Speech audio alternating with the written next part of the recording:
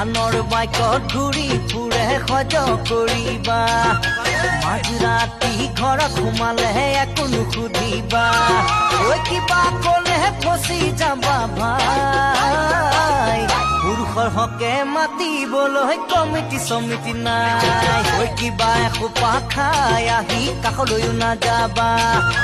ঐ নিৰ্মল নাথাকিলেহে আঙুলি নুচুবা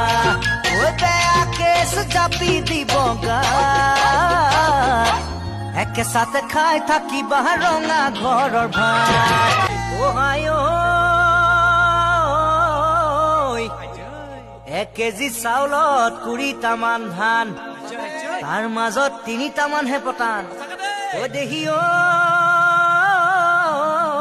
গোটেই কেজি চাউলৰ মিছাতে বদনাম মিছাতে বদনাম ঐ 1 কেজি চাউলত 20টামান ধান তাৰ মাজত কোনো মতে